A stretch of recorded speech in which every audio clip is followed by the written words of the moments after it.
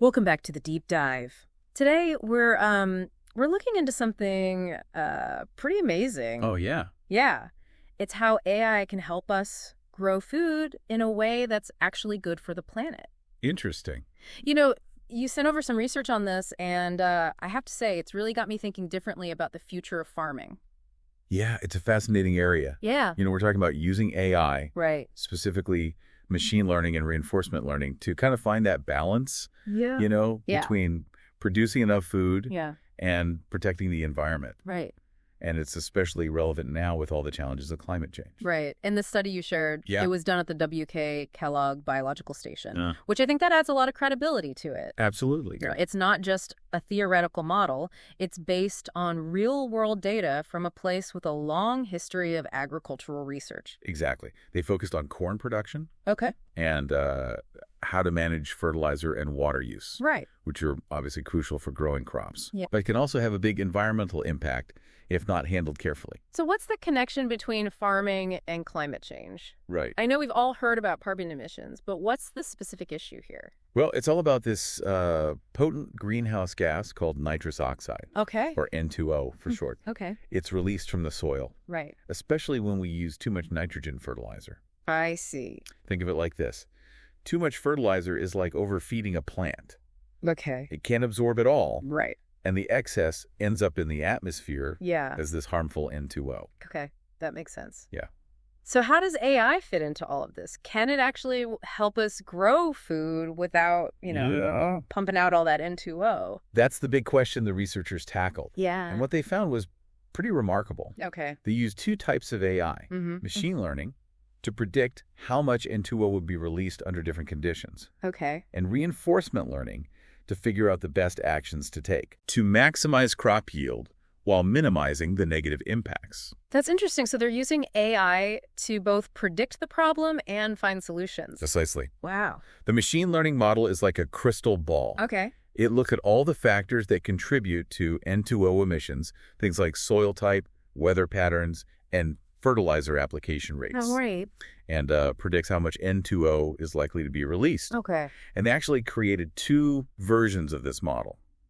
One that gives a single prediction Uh-huh. and a more nuanced one that gives a range of possibilities, I see. recognizing that we can't always have perfect information in the real world. Yeah. It's kind of like a weather forecast that says there's a 60% chance of rain, Right. instead of just saying it will rain. That's smart. Right. Because farming is definitely full of uncertainties. Yeah. You can't always predict the weather perfectly. Nope. And soil conditions can vary from field to field. Exactly. So what about this reinforcement learning part? Sure. How does that work?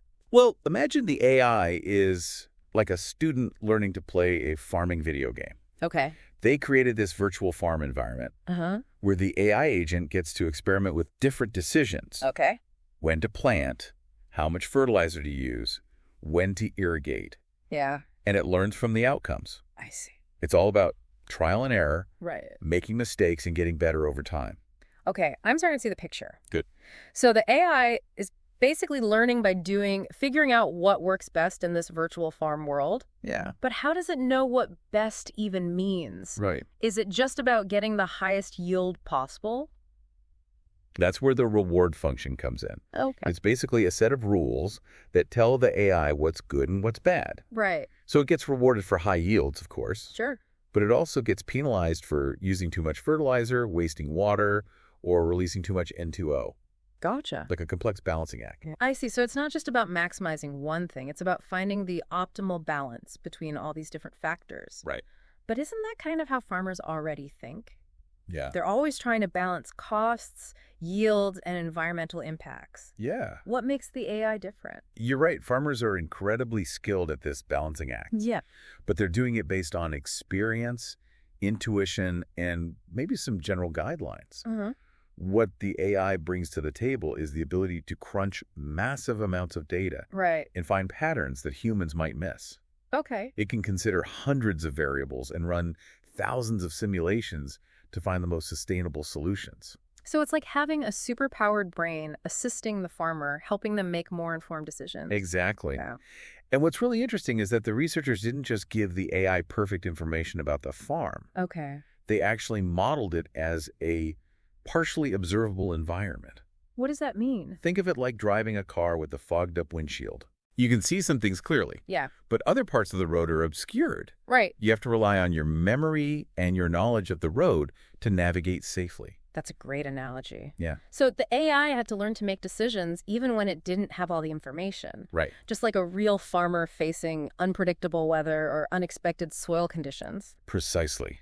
And to handle this challenge, Yeah. they used a special type of reinforcement learning Okay. called deep Q learning with recurrent neural networks, Wow, that's a mouthful. or RNNs. Okay. These RNNs are basically really good at remembering sequences of events. So it's like the AI has a memory of what happened before, which helps it make better decisions in the present, Yeah, even when some things are unknown. exactly. And that's a key part of what makes this research so relevant to real-world farming, Yeah. where things are rarely perfect and predictable.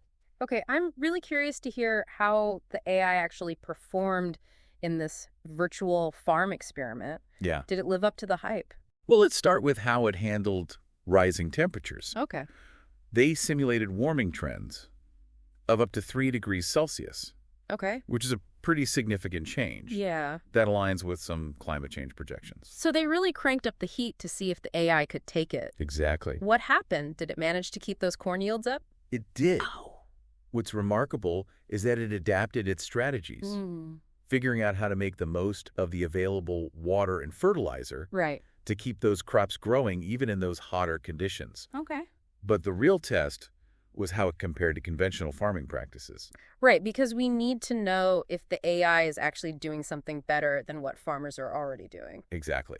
They compared it to a fixed policy, Okay. which is basically a set of rules based on how a farmer might typically manage their crops. Yeah. You could think of it as the business as usual approach. So it's like the AI is playing against a seasoned farmer to see who can grow the best corn in a changing climate.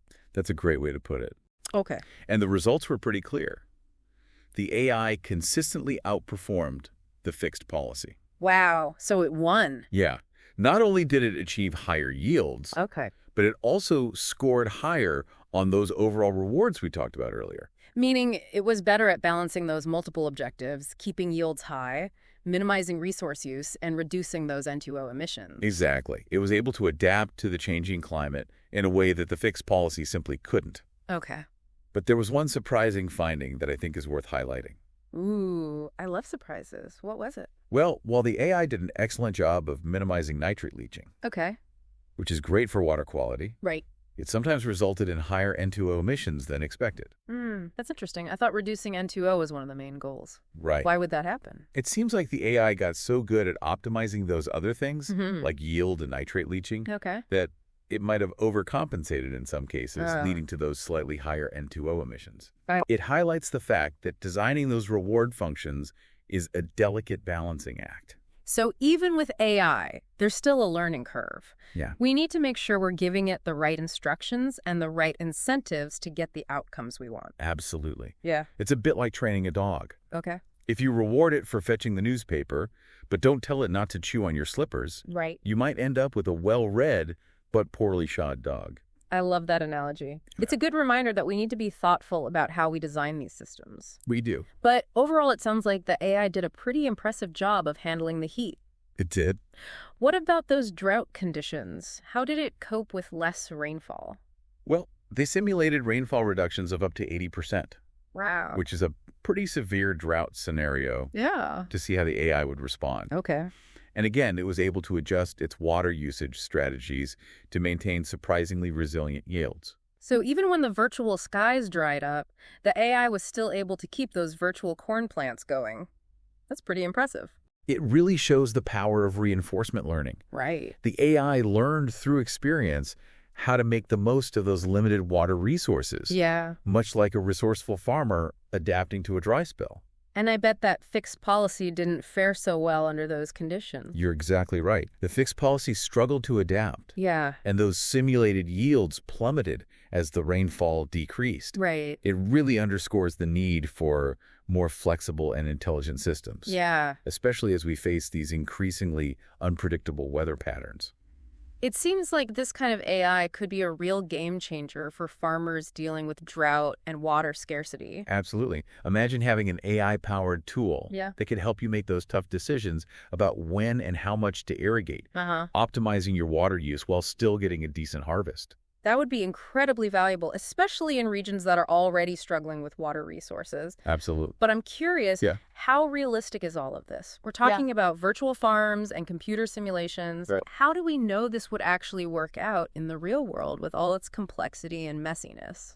That's a great question. Yeah. And it's one the researchers were very mindful of. Okay. Remember how we talked about them using data from the Kellogg Biological Station to train their models? Yeah. That real-world data was essential to grounding this research in reality. So they didn't just create a fantasy farm. They actually used real-world data to make it as accurate as possible. Exactly. They fed the AI information about weather patterns, soil properties, crop yields, Yeah. and, of course, those N₂O emissions, all based on real measurements taken at the research station.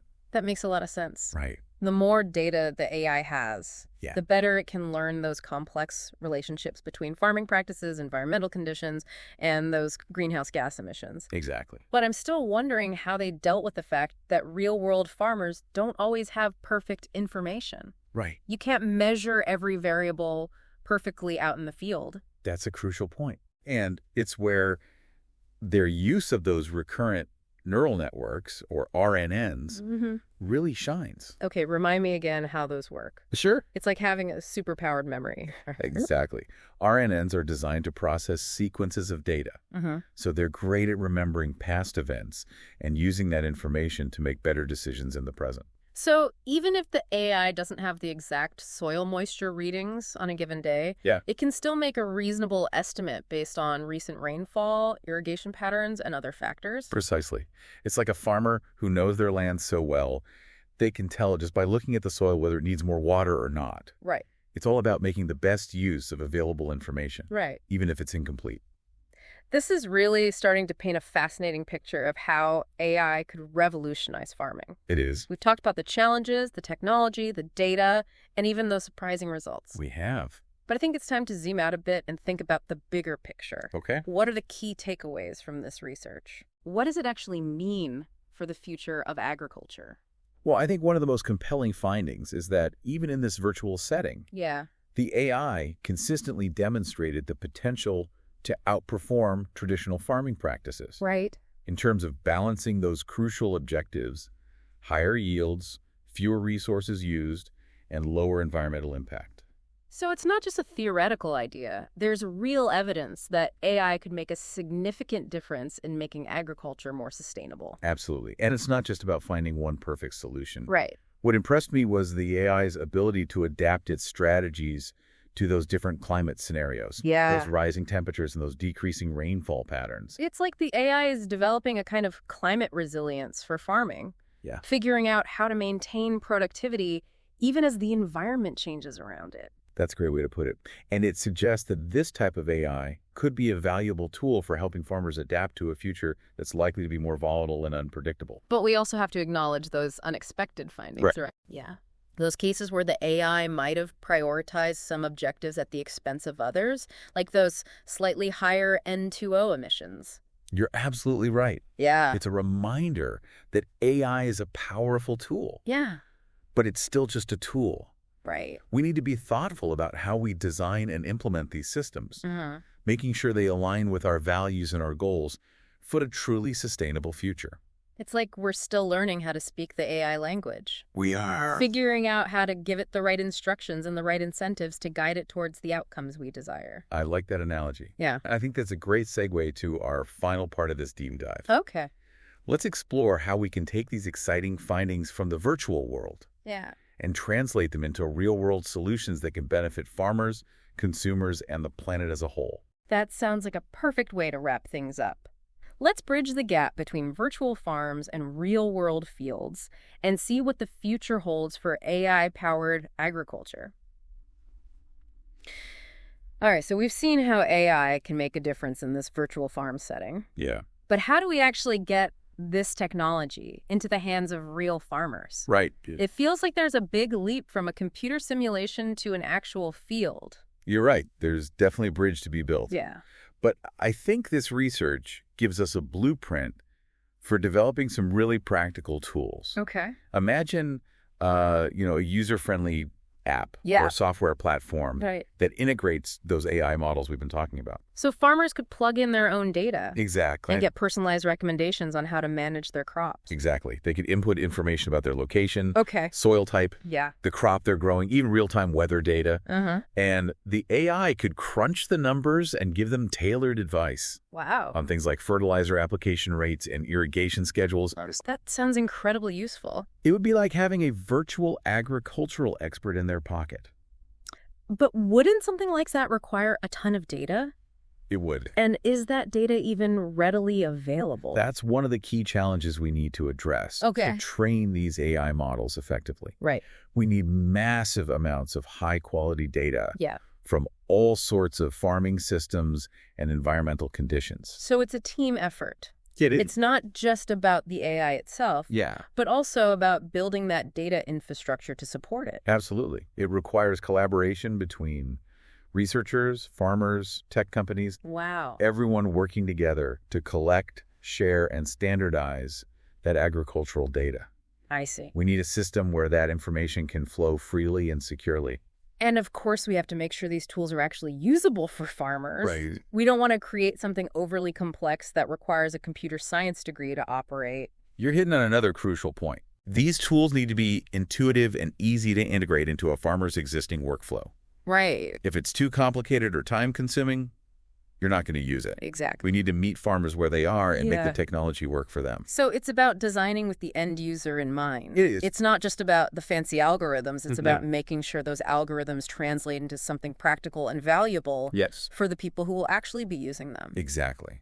And we also need to remember that this is an ongoing process. Right. We need to keep refining these AI models, keep learning from real-world applications, and keep making them better and more robust. It's a continuous feedback loop. It is. Which is kind of fitting when you think about how the AI itself learns and adapts, right? Precisely.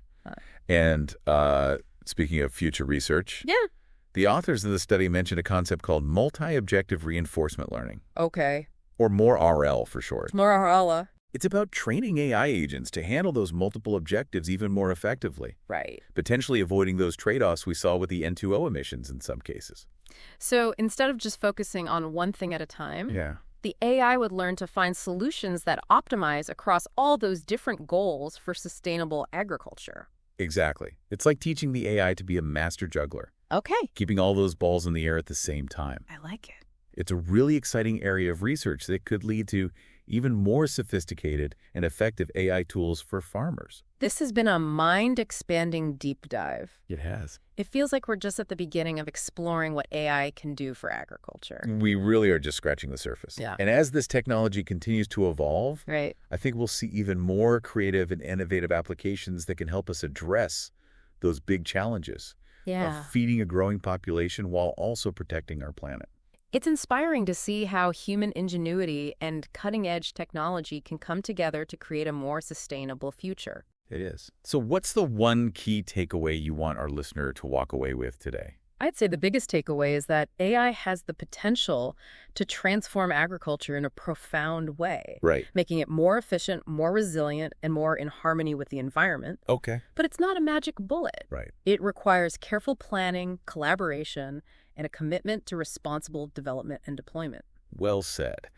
It's about using this powerful tool thoughtfully and intentionally. It is. To create a food system that benefits both people and the planet. Exactly. This has been a fascinating exploration of the future of farming. It has. And I hope you, our listener, will continue to dive deep into these important topics. I hope so too. Thanks for joining us on the Deep Dive. It was a pleasure. Keep those questions coming and never stop exploring.